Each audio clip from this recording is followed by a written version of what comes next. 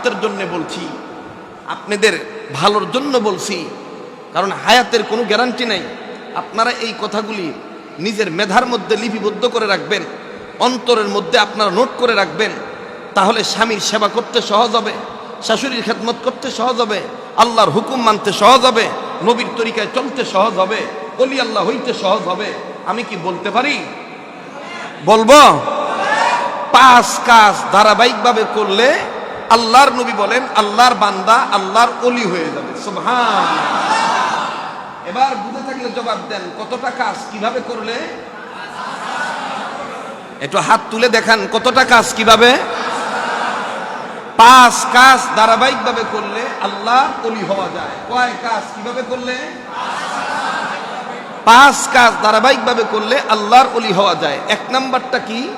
1 number হলো রাসূল করিম সাল্লাল্লাহু আলাইহি সাল্লাম বলেন গুনাহমুক্ত জীবন যাপন করা। গুনাহমুক্ত জীবন যাপন করা। গুনাহ যদি ছেড়ে দেই, আমার বন্ধুগণ, গুনাহ ছেড়ে দিলে খুশি হবেন কে? আল্লাহ। গুনাহগার ব্যক্তি ইবাদত করলে কি আল্লাহর হুকুম মানা হইল? হাকিমুল উম্মত মুজাদ্দিদুল মিল্লাত আশরাফ আলী থানভী রাহমাতুল্লাহ আলাইহি বলেছেন যে ওই ব্যক্তি পূর্ণ ওলি হইতে পারবে যেই ব্যক্তি তার হৃদয়ের অন্তঃকরণে সব সময় সকল কাজে তার রবকে খুশি রাখবে। তার রবকে। এখন গুনাহ করলে কি রব খুশি হয় না বেজার হয়? হ্যাঁ, গুনাহ করলে রব বেজার হয়, আর রব বেজার থাকলে ওলি হওয়া যাবে না। আল্লাহ রাসূল বলেন 5 কাজ ধারাবাহিকভাবে করলে আল্লাহর ওলি হওয়া যায়, আল্লাহর ওলি হয়ে যাবেন। আমার বন্ধুগণ, আমার ভাইরা, আমার বাবাজিরা, এর মধ্যে 1 নম্বর হইল সকল প্রকার গুনাহ ছেড়ে দেওয়া। সকল প্রকার গুনাহ ছেড়ে দেওয়া, ছোট বড় সব গুনাহ ছেড়ে দেওয়া। গুনাহ আছে যেখানে গোলাম নাই, বলেন গুনাহ আছে যেখানে গোলাম নাই। আমাদের বুজুর্গরা বলেন, বিশেষ করে যাত্রাবাড়ির শেখ মাহমুদুল হাসান আমিরুল উমারা মহিউস সুন্নাহ আল্লামা মাহমুদুল হাসান দামাত বারাকাতুল্লাহ আলিয়া বলেন যে গুনাহ যেখানে আছে আমি মাহমুদুল হাসান সেখানে নাই, গুনাহ যেখানে আছে আমার ছাত্ররা সেখানে নাই, গুনাহ যেখানে আছে দাওয়াতুল হকের কোনো কর্মী সেখানে নাই, গুনাহ যেখানে আছে থানবীর শাগরেদ সেখানে নাই, গুনাহ যেখানে আছে কাসেম নানুতুবির সন্তানরা সেখানে নাই, গুনাহ যেখানে আছে হাজী আমদাদুল্লাহ মহাজারে মক্কি রহমতুল্লাহ আলের কোনো রুহানি সন্তান সেখানে নাই। এক কথাই আমাদের বুজুর্গরা বলেন, 4 তরিকার সমস্ত আকাবের বুজুর্গরা বলেন গুনাহ যেখানে আছে হক্কানি রব্বানি ওলামায়ে কেরামের কোনো ছাত্র সেখানে থাকতে পারে না। কারণ গুনাহ করলে বেজার হয় কে? গুনাহ করলে বেজার হয় কে? গুনাহ ছাইড়ে দেওয়া, আমল নিয়মিত করা, এটার নাম ইবাদত। এটার নাম কি? ইবাদত। গুনাহ ছেড়ে দেওয়া, আমল নিয়মিত করা, পাপ কাজ বর্জন করা, নেক কাজ অর্জন করা। বলেন, পাপ কাজ নেকের কাজ অর্জন করা। আর এই নেকের কাজ অর্জন করার জন্যই আমাদের এই মেহনত, নেকের কাজ অর্জন করার জন্যই আমাদের এই উলামায়ে কেরামের দাওয়াত। আমার বন্ধুগণ, আমার ভাইরা, গুনার কাজ বর্জন করব, নেকের কাজ অর্জন করব। নেকের কাজ অর্জন করতে গেলে কিভাবে করব? এটা হক্কানি রব্বানি উলামায়ে কেরামের সোহবতে থেকে করব। এই জন্যে গত সপ্তাহে আমি বলেছিলাম, আল্লাহ রসুল বলেছেন, আল্লাহ পাক আল্লাহ রসুলকে জানিয়ে দিয়েছেন, আল্লাহ রসুলও জানিয়ে দিয়েছেন জাহান্নাম থেকে মুক্তি পাওয়ার পথ হইল 4টা। কয়টা? নাজাত পাওয়ার পথ কয়টা? 4টা। 1 নাম্বার আলেম হও। 1 নম্বর আলেম যদি না হইতে পারো, 2 নম্বর আলেমের ছাত্র হও, তাও যদি না পারো 3 নম্বর আলেমের কথা শোনো, তাও যদি না পারো 4 নম্বর কমাস কম আলেমকে মোহব্বত করো। সুবহানাল্লাহ। নাজাত পাওয়ার পথ কয়টা? জোরে কোন? জাহান্নাম থেকে মুক্তি পাওয়ার পথ কয়টা? 4টা। 1 নাম্বার কি? আলেম হও। যদি না পারা যায় 2 নম্বর আলেমের, যদি তাও না পারো 3 নম্বর কি করো? আলেমের কথা শোনো। এখন কি করতেছেন? এখন কি করতেছেন? আল্লাহ আমাদের এই কথা শোনাকে নাজাতের জরিয়া বানায় দেন এবং এর দ্বারা বক্তা শ্রোতা সবাইকে আল্লাহ তাআলা পরিপূর্ণ ইসলাহ দান করেন। আল্লাহ তাআলা আমাদের সবাইকে পরিশুদ্ধ করে দেন। বলেন আমিন। আমার ভাইরা, আমার বন্ধুগণ, 4 নম্বরটা হলো যদি তাও না পারো আলেমকে মহব্বত করো। আলেমকে মহব্বত করা তখনই বোঝা যায় যখন আলেমের কথা শোনা হয়।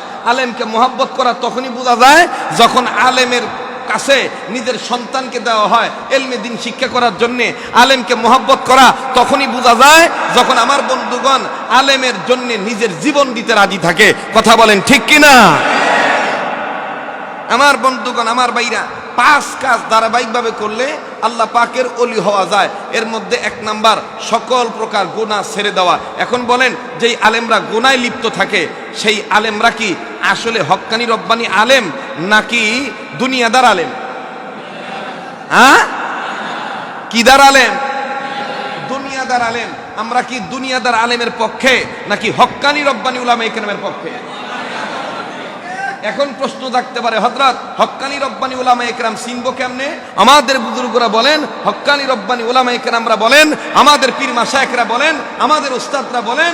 আর বারবার এই কথাটা আমি প্রতি সপ্তাহে বলি যে আমাদের বুজুর্গ, আমাদের পীর মাশায়েখ, আমাদের মুরব্বী এই কথা নিয়ে অনেকে এশকাল করতে পারে, অনেকে মনক্ষুণ্ণ হইতে পারে যে হুজুর কোরআন হাদিস বাদ দিয়া খালি মুরব্বী মুরব্বী কয়, খালি মুরব্বী মুরব্বী কয়। ও মুসলমান, আমাদের মুরব্বী তো সাহাবায়ে কেরামের নকল, আমাদের মুরব্বী তো আমার বন্ধুগণ কাসেম নানুতুবি, আমাদের মুরব্বী আল্লামা মাহমুদ হাসান গঙ্গী রহমতুল্লাহি আলাই, আমাদের মুরব্বী রশিদ আহমদ গঙ্গী রহমতুল্লাহ আলাই, আমাদের মুরব্বী হাকিমুল উম্মত মুজাদ্দিদুল মিল্লাত আশরাফ আলী থানভী রহমতুল্লাহ আলাই, আমাদের মুরব্বী হোসেন আহমদ মাদানী রহমতুল্লাহ আলাই, আমাদের মুরব্বী হাটাদারির হযরত আমির হেফাজত শৈখুল ইসলাম আল্লামা শাহ আহমদ শফি দামাত বারাকাতুল্লাহ আলিয়া, আমাদের মুরব্বী জুনায়েদ বাবুনগরী, আমাদের মুরব্বী এমনি ভাবে ভিন্ন ভিন্ন যত মুরব্বীর নাম বলবো প্রত্যেকটা মুরব্বীর মধ্যে সাহাবায়ে কেরামের নকল আছে, আর সাহাবায়ে কেরামের মধ্যে রাসূলুল্লাহর নকল আছে। আল্লাহু আকবার।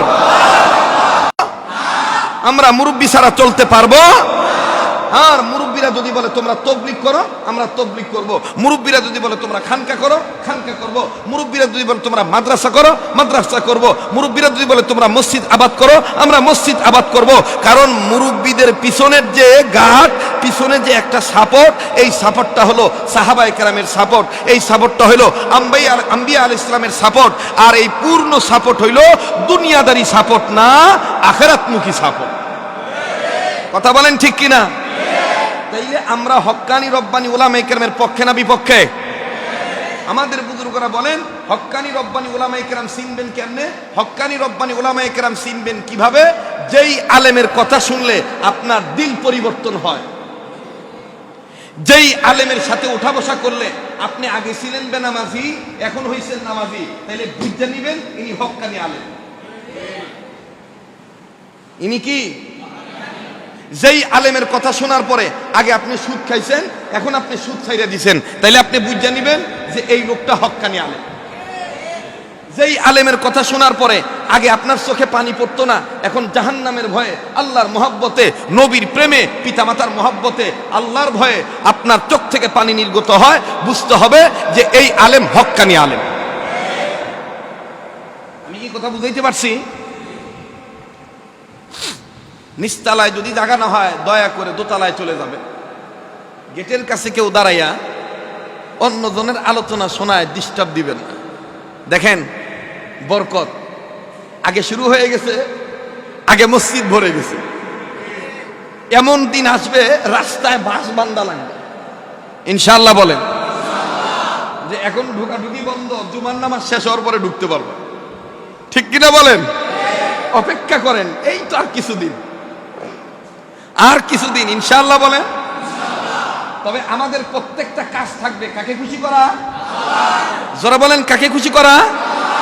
কয় কাজ কিভাবে করলে আল্লাহ ওয়ালা হওয়া যায়? এর মধ্যে 1 নাম্বার কি? এখন গুনাহ ছাইরা দিবেন খালি হুজুরের সামনে থাকলে? হ্যাঁ, হাজী আমদাদুল্লাহ মুহাজিরে মক্কি রহমাতুল্লাহর কাছে একজন মুরিদ হইছে, মাতাল লোক।